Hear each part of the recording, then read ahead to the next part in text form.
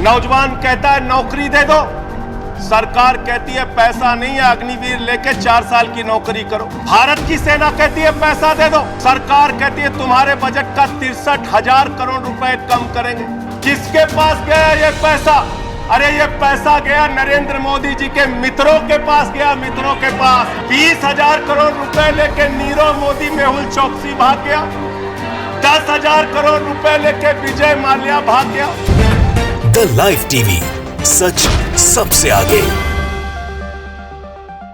धन्यवाद मान्यवर, आपने महंगाई जैसे महत्वपूर्ण मुद्दे पर मुझे अपनी बात कहने का मौका दिया। जिस महंगाई से पूरा देश कराह रहा है, मैं चंद लाइनों से अपनी बात शुरू करूंगा कि वो जिनके हाथ में हर वक्त छाले रहते हैं, वो जिनके हाथ में हर वक्त छाले रहते हैं, आबाद उन्हीं के दम पे महल वाले रहते हैं। ये देश जिनके हाथ में छाले हैं मान्यवर, उन्हीं के दम पर है, उन्हीं के दम पर है। लेकिन ये सरकार किसके लिए काम कर रही है?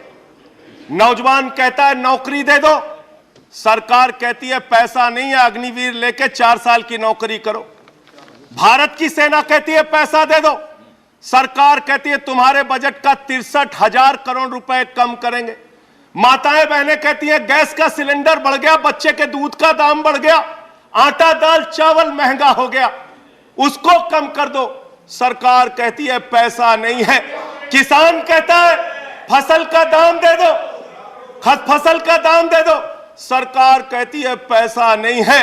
अरे बुजुर्ग कहते हैं हमारी रेल की तीर्थ यात्रा, उसकी रियायत क्यों कम कर दी?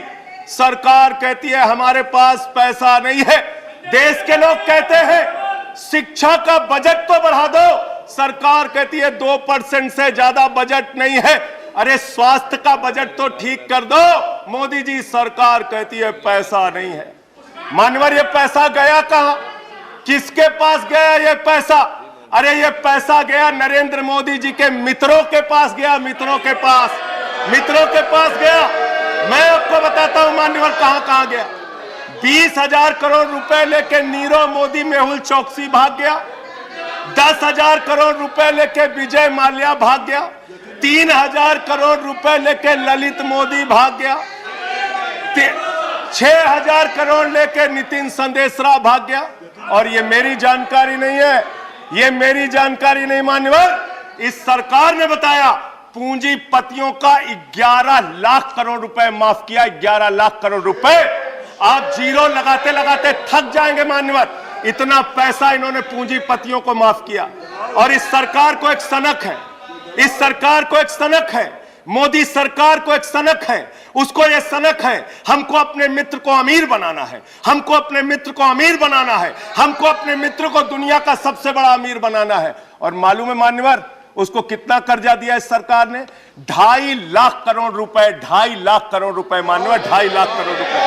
जीरो लगाते लगाते थक जाएंगे।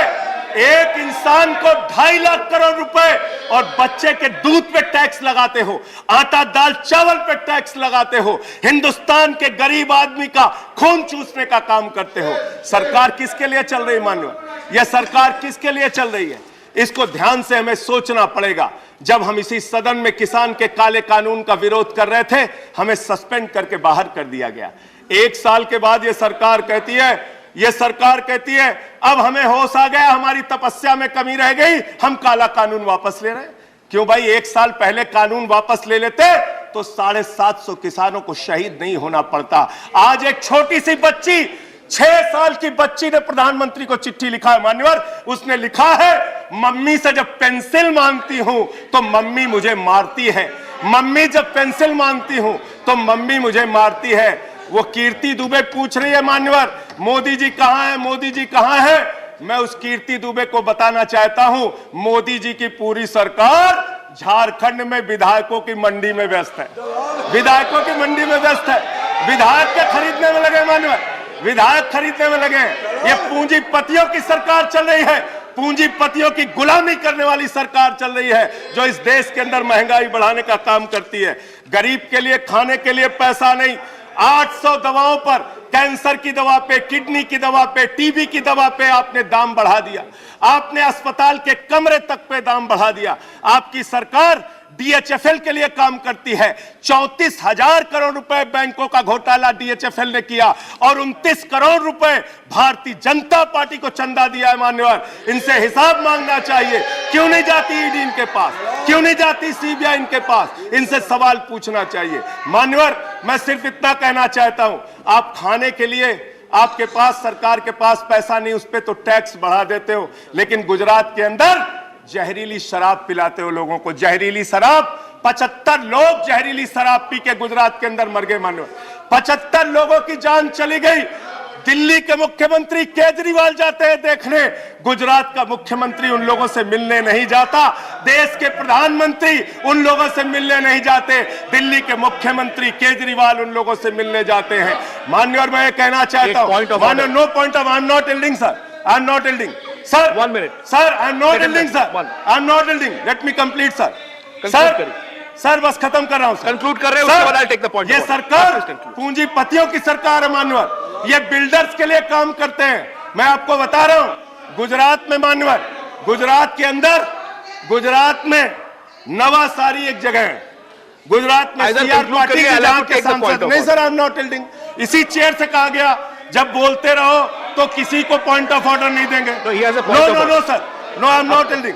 अब बात खत्म कर रहा हूं, मेरा लास्ट पॉइंट सर, ये सरकार पूंजीपतियों के लिए काम करती है। सरकार एक बिल्डर गुजरात के अंदर सीआर पाटिल के इलाके में, उसके लिए रास्ता बनाने के लिए राधा कृष्ण का मंदिर गिरा दिया इन्होंने। Point of order, Radha Krishna का मंदिर गिरा दिया। Point of order, 1100 please, 1 second, 1 second, under which rule, 1 second, 1 second, sir, ये point of order, इसी चेयर से कहा गया सर। 1 second, सर, हमारा टाइम आप देंगे sir. 240. No sir, please, chair से बोला गया। I'm allowing the point of order, point of order. Sir, नहीं बोला गया।